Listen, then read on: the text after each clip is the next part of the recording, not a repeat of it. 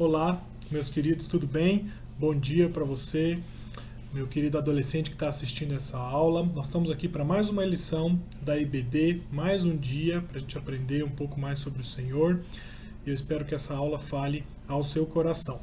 A nossa lição de hoje é a lição de número 12, o título dela é A Igreja, e a nossa meditação, nosso texto base, ele está lá em Atos, no capítulo 2, no versículo 37 até o 47. Então, Atos, capítulo 2, do versículo 37 ao 47. Vamos direto para a nossa leitura bíblica, sem perder tempo nenhum. Vamos lá. Ouvindo eles estas coisas, compungiu-se-lhes o coração e perguntaram a Pedro e aos demais apóstolos: Que faremos, irmãos? Respondeu-lhes Pedro: Arrependei-vos e cada um de vós seja batizado em nome de Jesus Cristo para a remissão dos vossos pecados, e recebereis o dom do Espírito Santo. Pois para vós outros é a promessa, para vossos filhos, para todos os que ainda estão longe, isto é, para quantos o Senhor, nosso Deus, chamar. Com muitas outras palavras, deu testemunho e exortava-os, dizendo: Salvai-vos dessa geração perversa. Então, os que lhe aceitaram a palavra foram batizados, havendo um acréscimo naquele dia de quase 3.000 pessoas. E perseveravam na doutrina dos apóstolos e na comunhão, no partir do pão e nas orações. Em cada alma havia temor, e muitos prodígios e sinais eram feitos por intermédio dos apóstolos. Todos os que creram estavam juntos e tinham tudo em comum. Vendiam as suas propriedades e bens, distribuindo o produto entre todos, à medida que alguém tinha necessidade. Diariamente perseveravam unânimes no templo, partiam pão de casa em casa e tomavam as suas refeições com alegria e singeleza de coração, louvando a Deus e contando com a simpatia de todo o povo. Enquanto isso, acrescentava-lhes o Senhor, dia a dia, os que iam sendo salvos. Amém? Vamos orar, vamos falar com Deus antes da gente entrar na nossa lição. Amém? Senhor nosso Deus, querido Pai, meu Deus, que o Senhor venha me usar, ó Deus, venha usar a Tua palavra, ó Deus, que tem poder, ó Pai, sobre a vida de cada um que está assistindo essa lição. Guarda os nossos alunos, guarda aquele que está assistindo esse vídeo, ó Deus, e que a Tua palavra fale ao coração dele, ó Pai. Esteja neste momento me usando, Senhor, para que a Tua palavra, de uma maneira muito simples, ó Deus, seja pregada e ela possa alcançar a todos os corações, meu Senhor. Perdoe os meus pecados, ó Deus, perdoe os nossos pecados. Esteja, ó Deus, nos abençoando, meu Senhor. Eu te peço e te agradeço em nome e por amor de Jesus. Amém. Meus queridos, hoje a nossa lição, ela fala sobre a igreja. A igreja que nós estamos há muito tempo sem ir? Talvez não. Né? Hoje nós vamos aprender, nós vamos entender um pouco do que é a igreja, né? Nós vamos conhecer a história do início da igreja primitiva, a sua função, os sacramentos, a organização da igreja. Vamos tentar fazer isso de uma forma bem dinâmica, né? Nós vamos entender que nós devemos agir como parte da agência que expande o reino. Lembra que nós estamos estudando todas as lições sobre o reino? Então nós devemos agir, né, como agentes da proclamação deste reino, né? E nós devemos viver de um modo que honre essa aliança com o nosso Deus. E também nós vamos aprender, né, que nós devemos buscar a unidade na igreja. Né? Então, falando um pouco da igreja em si, da nossa comunidade, vamos lá para Mateus 16, do 18 ao 19. Mateus 16, do 18 ao 19. Mateus 16, do 18 ao 19, ele diz o seguinte: Também eu te digo que tu és Pedro, e sobre esta pedra edificarei a minha igreja, e as portas do inferno não prevalecerão contra ela. Dar-te-ei as chaves dos céus, as chaves do reino dos céus. O que ligardes na terra terá sido ligado nos céus, e o que desligardes na terra terá sido desligada nos céus. Então advertiu os discípulos de que a ninguém dissessem ser ele o Cristo.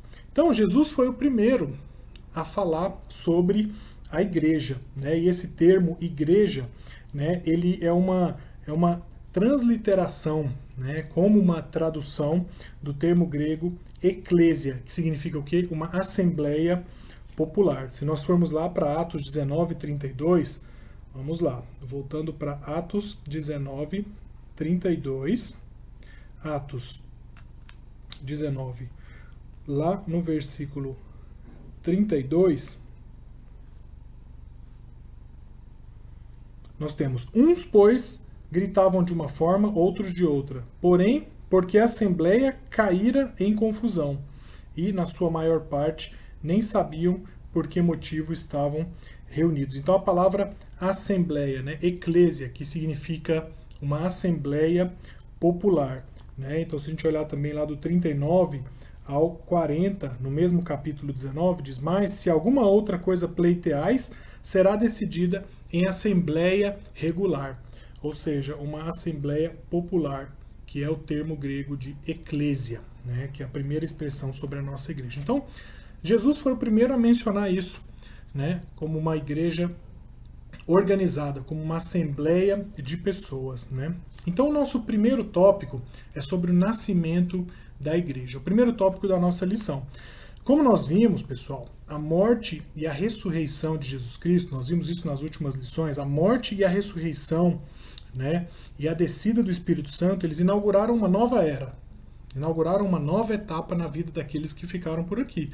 Quando Jesus subiu aos céus, após a sua ressurreição, e após retornar, né, e dar algumas instruções e falar, cumprir com o seu propósito aqui, enquanto estava com o povo, né, muita coisa mudou. Começou uma nova era sobre o reino de Deus, né, aqui na Terra, que justamente eram as coisas que foram prometidas, aquelas coisas que não haviam sido reveladas, todas elas foram reveladas e se cumpriram, né, após a ressurreição de Jesus Cristo. Né, as pessoas, né, elas que se converteram a Jesus, né, naquele momento, elas passavam a expressar a sua, né, a sua fé de um modo diferente.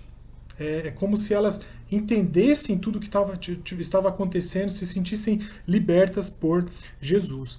Né? Então, o livro de Atos, como nós lemos, ele narra o surgimento da igreja, né, como uma instituição separada do povo de Israel. Era o momento da igreja mudar de forma, é uma nova etapa, né, uma nova forma de que a igreja ela funcionaria, ela existiria. Né? Depois da descida do Espírito Santo, né, lá no Pentecostes, que nós vimos também, né, houve uma conversão, como nós lemos, de 3.000 pessoas.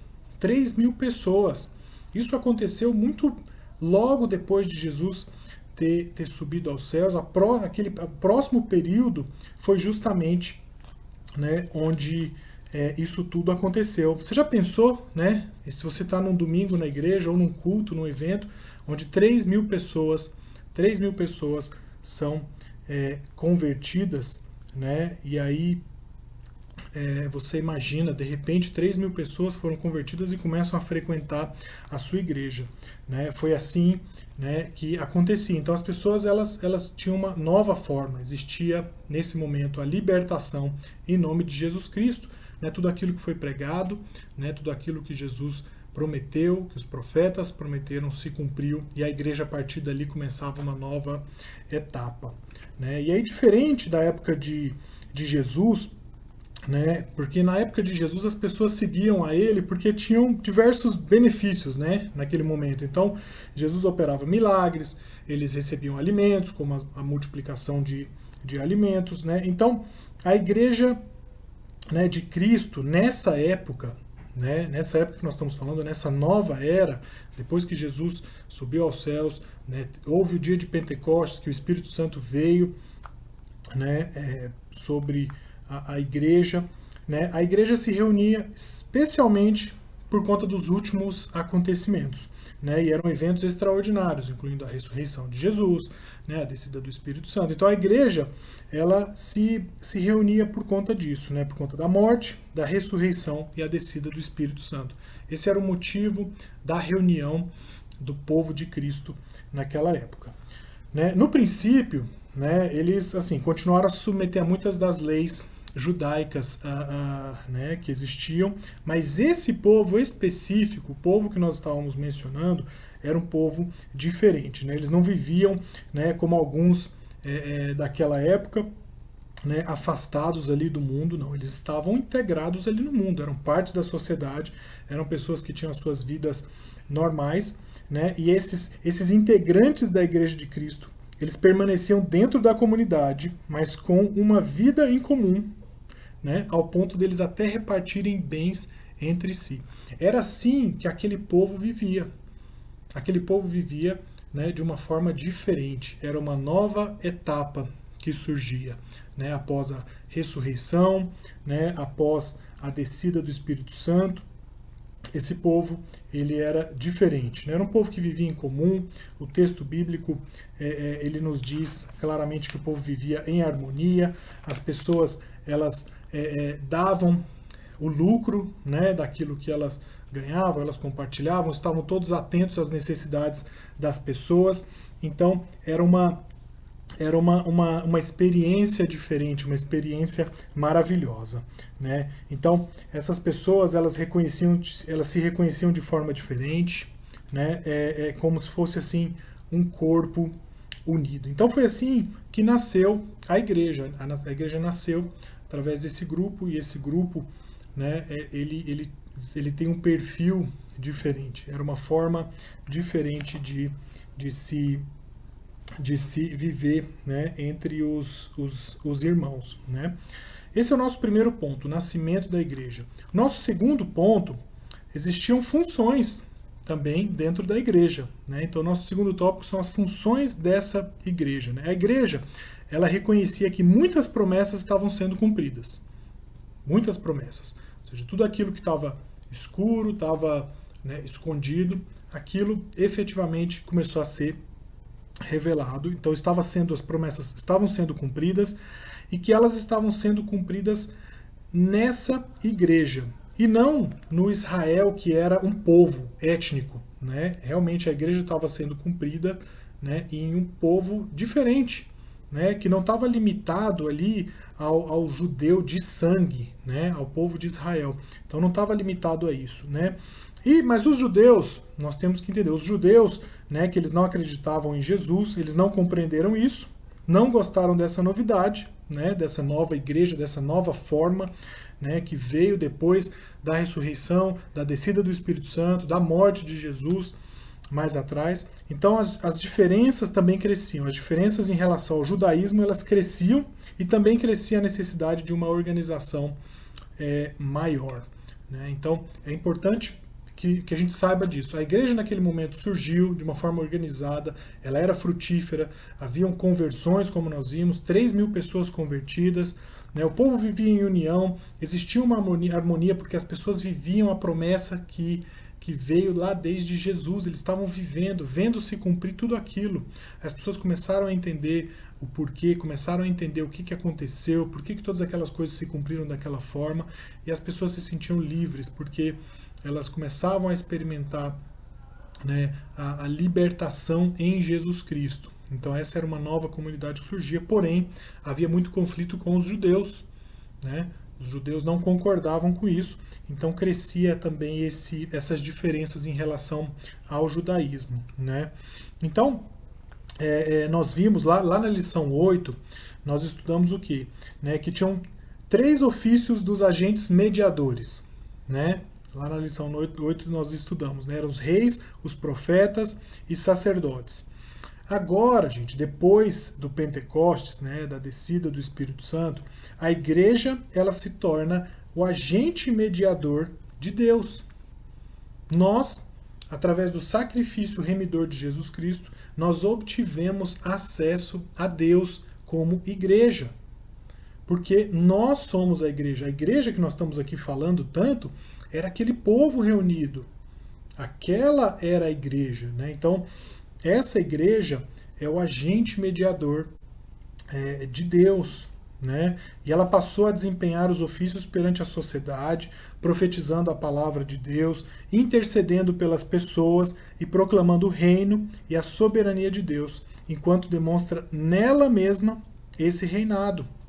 Então, a igreja ela é o reino de Deus, né? O pedaço do reino de Deus aqui na terra, o agente proclamador do reino de Deus aqui na terra, né? E essa igreja, ela cumpria com todos os ofícios. Era uma igreja que tinha ali o seu aspecto social, tinha o seu aspecto espiritual. Então, eram funções que a igreja tinha por fazer parte de uma sociedade, ser a representação, o agente mediador, a representação do reino de Deus aqui na Terra, né? E ainda hoje, gente, a igreja ela continua sendo o agente mediador dessa aliança, né? Dessa nova aliança, né? Significa que nós, eu, você, como povo de Deus, né? Nós fazemos parte da agência de expansão do reino de Deus aqui na Terra. Né? E nós devemos viver de uma forma que honre, né? Uma vida que honre essa aliança com Deus. Nós precisamos falar a palavra de Deus, pregar a palavra de Deus, nós precisamos orar pelas pessoas, nós precisamos proclamar a salvação em Cristo Jesus. Amém? Então, recapitulando, a igreja nasceu naquele momento através de um grupo, recebemos o Espírito Santo, né? Presenciamos, a igreja presenciou a ressurreição de Jesus Cristo, ou seja, a profecia foi se cumprida, se organizou a igreja, as pessoas estavam ali pregando essa ressurreição, né, pregando o cumprimento das profecias, pessoas se converteram porque houve a descida do Espírito Santo e através do Espírito Santo pessoas foram alcançadas, transformadas ao número de 3.000 naquela ocasião. A igreja tinha funções, né? Existia um conflito, claro, com o judaísmo, com pessoas que ainda defendiam cumprimento exclusivo da lei, ou seja, as pessoas que não acreditavam, não concordavam com a ressurreição, não acreditavam nisso, né? Mas a igreja crescia da mesma forma, porque a igreja é o reino de Deus. A igreja crescia e ela cumpria com o propósito de Deus. E quando Deus tem um propósito, ele vai cumprir. De qualquer forma. E ele tem cumprido isso na história. Nós somos testemunhas vivas do crescimento da igreja, do quanto a igreja tem alcançado diversos lugares desde aquela época, né, na sua fundação. Né? A igreja também, meus queridos, nosso terceiro tópico, ela possuía símbolos. A igreja possuía símbolos. Né? Mas assim, se a família de Deus agora não era mais uma questão étnica, né? Ou seja, era limitada a um povo, né? Aos judeus, né? O que poderia ser feito com aqueles sinais antigos? Nós temos que lembrar que a igreja possuía sinais antigos, né? Que era a circuncisão e a Páscoa. Todos nós nos lembramos que antes de Jesus, no Antigo Testamento, existia a circuncisão, que acontecia quando os gentios eram circuncidados, né? E por quê? Para que eles fizessem parte, né? Para que eles fizessem parte do reino de Deus, né? Era naquele momento, para fazer parte do povo judeu, você precisava ser circuncidado, né? Então, existiam também, né, sinais, né, como a Páscoa, né? Existiam rituais diferentes, eram práticas diferentes da igreja, né, que tinham, né, sempre visavam a separação do povo, visavam a redenção, o perdão dos pecados, o sacrifício de um cordeiro, já sempre mirando o sacrifício de Jesus Cristo. Né? Mas quais eram os sinais dessa nova aliança? Né? E aí, para responder essas perguntas, né, os apóstolos eles se lembraram das palavras de Jesus. Então, vamos ler Mateus 26, do 26 ao 28. Mateus 26, 26 ao 28. Enquanto comiam, tomou Jesus um pão e, abençoando-o, o partiu e o deu aos discípulos, dizendo: Tomai, comei, isto é o meu corpo.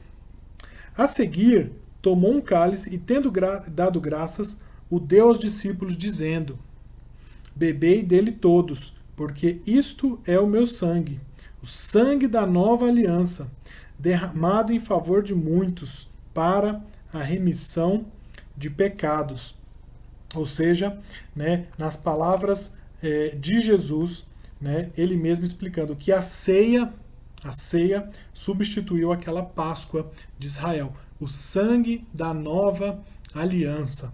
Ou seja, Jesus ele destacou, né, que o sangue é o sangue dessa nova aliança com o povo.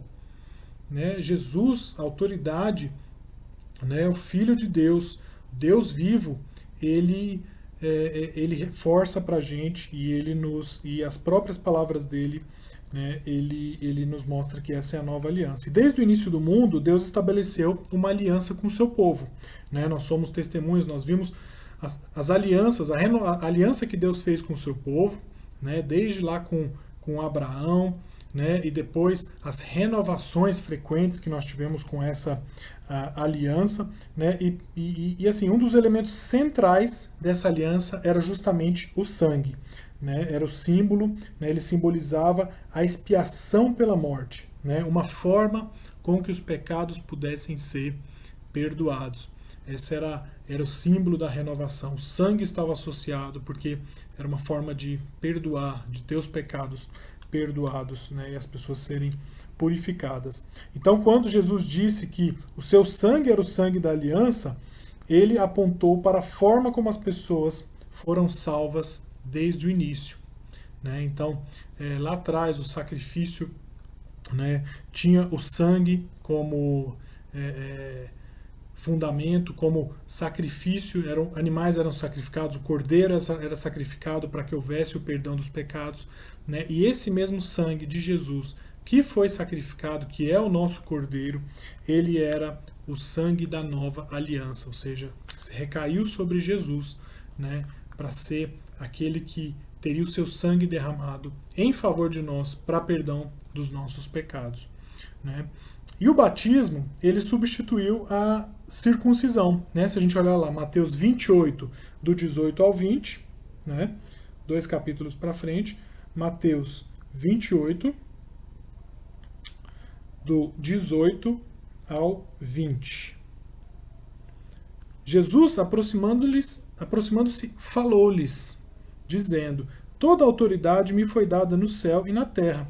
Ide, portanto, fazei discípulos de todas as nações, batizando-os em nome do Pai, e do Filho e do Espírito Santo, ensinando-os a guardar todas as coisas que vos tenho ordenado.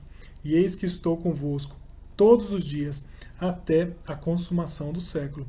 Então, o batismo substituiu a circuncisão. Né? Fazeis discípulos de todas as nações, batizando-os em nome do Pai, do Filho e do Espírito Santo. Né? A circuncisão ela simbolizava, né, a inclusão do povo, do homem no povo de Deus. Então esse era o significado da circuncisão. Era incluir, era as pessoas serem aceitas como parte do povo de Deus. Mas agora, gente, o sinal da inclusão na família de Deus, ela seria por meio do batismo. É uma nova era, né? É o nosso Deus, através de Jesus Cristo, renovando a aliança. Uma aliança que foi renovada no sangue de Jesus Cristo, que foi derramado na cruz do Calvário.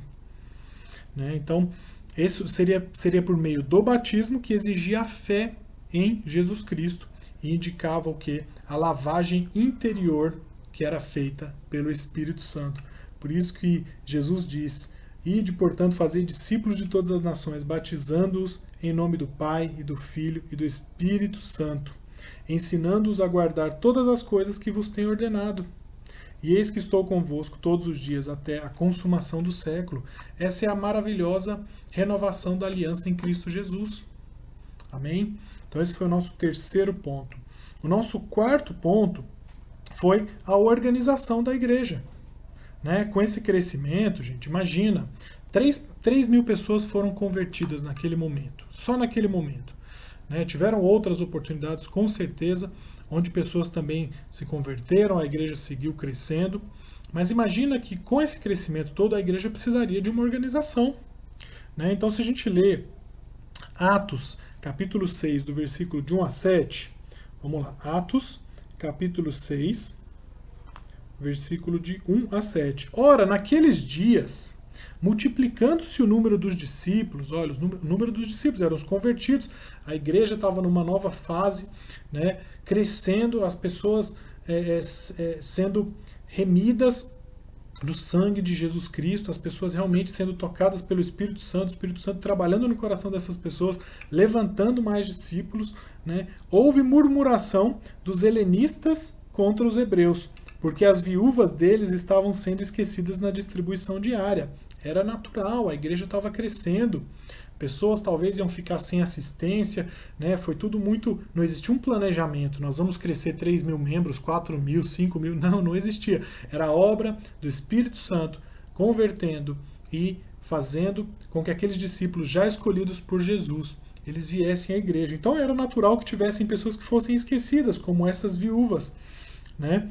Então, os 12 convocaram a comunidade dos discípulos e disseram: não é razoável que nós abandonemos a palavra de Deus para servir às mesas. Nós não podemos parar de pregar a palavra para ir lá ficar servindo às mesas, né? Fazendo coisas administrativas. Nós precisamos também, né, para fazer a parte social, nós precisamos de ajuda. Aí no versículo 3 diz assim: mas, irmãos, escolhei dentre vós 7 homens de boa reputação, cheios do Espírito e de sabedoria, aos quais encarregaremos deste serviço. Ou seja, começaram a se delegar funções para outras pessoas, para que essas pessoas pudessem ajudar a esses que estavam sendo excluídos, porque era muita gente, pessoal, era muita gente, né? Era um pouco, né? Os discípulos tinham que naquele momento pregar o evangelho. Eram os 12, tinham que pregar a palavra, e tinham que ajudar, e tinham que dar assistência. Então chegou um momento que a coisa ficou muito complicada, e precisaram de ajuda. E aí a igreja começou a se organizar. Então eles levantaram esses 7 homens de boa reputação, né? E aí depois eles falam: e quanto a nós, nos consagraremos à oração e ao ministério da palavra. Então, separou-se aqueles que seriam dedicados à pregação da palavra, ao ministério, identificaram esses homens, né, que seriam responsáveis por atender essas outras pessoas, né, e o parecer agradou a toda a comunidade. E eles elegeram Estevão, homem cheio de fé e do Espírito Santo, Filipe, Prócoro, Nicanor, Timão, Pármenas e Nicolau, prosélito de Antioquia. Apresentaram-nos perante os apóstolos e estes, orando, lhes impuseram as mãos.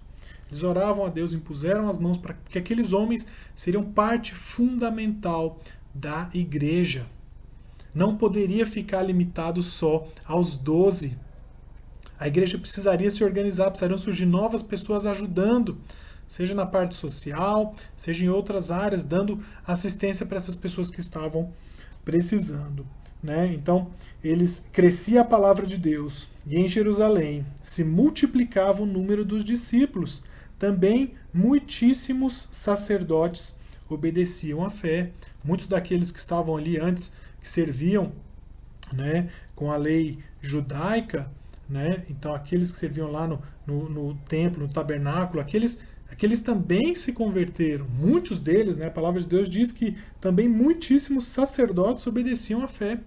Muitos foram transformados por conta dessa nova aliança, por conta dessa nova fase. Olha aqui que maravilha.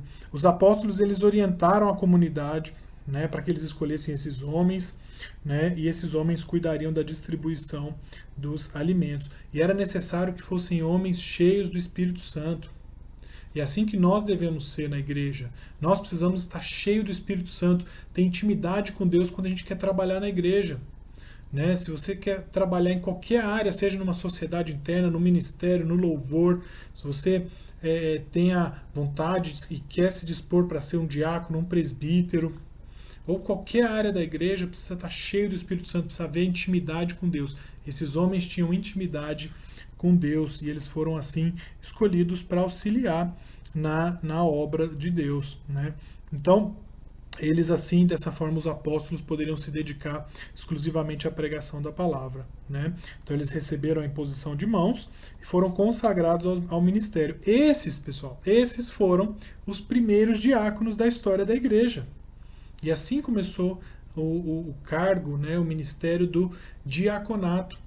São aqueles que estão ali para servir, para ajudar aqueles necessitados, estar atentos às necessidades sociais dos membros da igreja, né? E aí começou a separação. Mais tarde também, outros começaram a destacar-se na liderança da igreja também. Mais pessoas se destacaram, né? E aí surgiram os presbíteros, né? Os presbíteros, a palavra ela significa um ancião, né? E esses também eram escolhidos pela comunidade, ficavam também no pastoreio, né? E na superintendência do trabalho, né? Então a igreja ia crescendo, precisavam de mais pessoas, surgiram os diáconos, surgiram os presbíteros para interceder espiritualmente, para pregar a palavra, né? E aí, gente, a unidade, né, da igreja, ela desempenhou um papel muito, muito importante, né, nessa separação em relação ao que era Israel. Então havia essa unidade da igreja, foi fundamental para que a igreja se estabelecesse como uma organização, como um povo organizado, né, porque assim precisaria ser. Nada é bagunçado no reino de Deus. Nada é bagunçado no reino de Deus. As coisas são organizadas, as coisas são separadas, existem pessoas, né, para fazer uma ou outra função, né? E era assim, né? Então, em cada cidade onde surgia um grupo, né, ainda que eles estivessem reunidos ali numa casa, que eles estivessem reunidos ali, talvez numa tenda, esse grupo era chamado de igreja. Então, esse era o conceito, o povo de Deus reunido como igreja, organizada, porque nada é bagunçado, pessoas que são tementes a Deus, né? Pessoas que têm ali, que são que tem a habitação do Espírito Santo, tem intimidade com o Espírito Santo. Então, essas pessoas reunidas eram chamadas de igreja. Então, isso demonstra, meus queridos, assim, um profundo senso de unidade que os cristãos tinham que ter entre si. E é o senso de unidade que nós devemos ter. Nós somos igreja, nós somos o grupo unido, organizado. Nós devemos pregar a palavra, nós devemos ter intimidade com Deus, nós devemos dar atenção aos necessitados. Nós devemos estar atentos àqueles que estão mais fracos espiritualmente, que estão distantes. Nós precisamos pregar a palavra de uma maneira muito forte, íntegra. Nós precisamos estar unidos. Esse espírito de unidade era fundamental para que um grupo naquela época fosse chamado de igreja, né? Então, a posição, né, em relação a tudo que estava acontecendo, em relação a Jesus, era o que fazia essa unidade. Todos estavam vivendo, né, a redenção, a renovação, a nova aliança que só foi possível porque Jesus Cristo sacrificou, né, foi sacrificado na cruz do Calvário. Então todos estavam unidos em Jesus Cristo. Era essa unidade que fazia com que era possível, com que fosse possível que a igreja se tornasse, aquele povo fosse chamado de igreja unida, né? E nesse tempo, gente, a igreja não tinha nenhum outro nome, né? A igreja era chamada simplesmente de igreja. Eram todos os irmãos e eles eram todos membros do mesmo corpo, assim como nós hoje.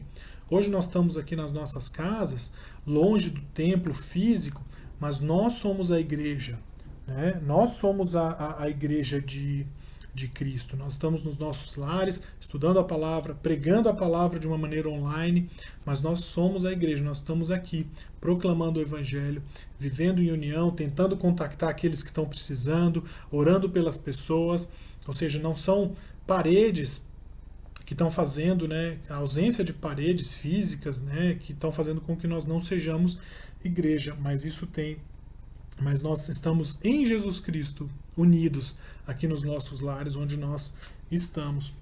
Então, nesse sentido, havia só uma igreja, né? Então, as igrejas, elas entendiam que elas faziam parte uma das outras, né? Então, nós temos diversas igrejas, pessoas que creem na salvação em Jesus Cristo, na remissão dos pecados em Jesus Cristo.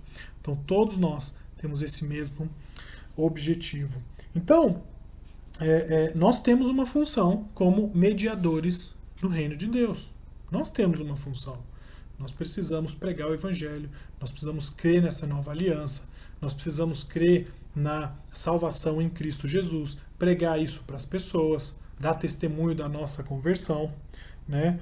Nós precisamos exercer essas funções, né? A igreja, né, ela teve aquele início, né, com a proclamação apostólica, né? Ela começou lá com os apóstolos de Jesus Cristo pregando o evangelho, né? Elas alcançaram primeiro os judeus, né? Depois elas alcançaram também os gentios, né? E a igreja cresceu, se organizou, ela tomou forma. Ou seja, tudo aquilo que nós estudamos no Antigo Testamento, né, todas as profecias, todos os acontecimentos que sempre estavam voltados para o sacrifício de Jesus Cristo, né, muitas das coisas que Jesus Cristo, quando estava aqui, antes da sua morte, ele falava que não eram muito bem entendidas pelas pessoas, né, depois que Jesus Cristo morreu, as pessoas começaram a entender algumas coisas. Quando Jesus ressuscitou e voltou, as pessoas começaram a entender e os olhos se abriram para o cumprimento de tudo aquilo, né? E aí dali para cá, pessoal, a igreja cresceu muito, né? Então a igreja ela segue profetizando, porque a palavra de Deus é a nossa profecia, né? Ela segue pregando, ela segue curando, ela segue confortando corações, ela segue reunida, a gente segue com o nosso aspecto social, ou seja, não abandonando aqueles que estão precisando, seja de um auxílio social ou seja de algo espiritual. Então a igreja ela cresceu. Então nós temos, né, que contribuir para essa organização. Nós todos somos parte dessa igreja e precisamos contribuir, fazer a nossa parte. Não é porque nós estamos aqui nas nossas casas que isso não vai acontecer. Nós precisamos todos, né, fazer a nossa função como agente do reino de Deus. Então, meus irmãos, essa foi a nossa lição sobre o surgimento da igreja. Então, recapitulando, a igreja nasce após Jesus subir assunto aos céus, ele ressuscitou, ele revelou, ele deu algumas instruções para a igreja, ele lançou a missão. Depois do Pentecostes, o Espírito Santo desceu, né, passou a habitar nas pessoas, as pessoas pregaram o evangelho, a igreja surgiu de uma maneira surpreendente, pessoas foram convertidas, ela cresceu em número muito alto, existiu uma harmonia entre as pessoas, né? Como ela cresceu, as pessoas tinham funções diferentes, né? Então existiam funções que precisavam ser executadas, existiam símbolos da igreja, a renovação, como era uma nova aliança, né? Os símbolos como o sangue, como o batismo, né? Eles foram renovados, né, em Jesus Cristo, né? Existia uma organização também, existiam diáconos, existiam presbíteros, e assim como ela surgiu naquela época e teve a sua organização, ela ainda existe hoje. E nós somos essa igreja, nós precisamos, né, nos dedicar, nós precisamos cumprir com tudo aquilo que a igreja naquela época já cumpria, e nós temos hoje essa responsabilidade, porque a igreja ela segue crescendo e segue com o seu papel fundamental. Então que você possa refletir hoje, né, sobre isso, né, sobre o seu papel nessa agência de propagação do reino de Deus aqui na Terra, né, que você faz parte disso, né? Não deixe que essa situação faça com que você esqueça da sua função, não deixe que essa situação te diminua ou te deixe triste. Não, nós temos que exercitar, nós temos que cumprir com a nossa missão aqui de pregar o evangelho e sermos representantes, agentes do reino de Deus aqui na terra. Amém? Que Deus te abençoe, que Deus te guarde. Espero que essa aula tenha falado aos seus corações, né? Fique com Deus, tenha um dia abençoado. Amém? Um abraço.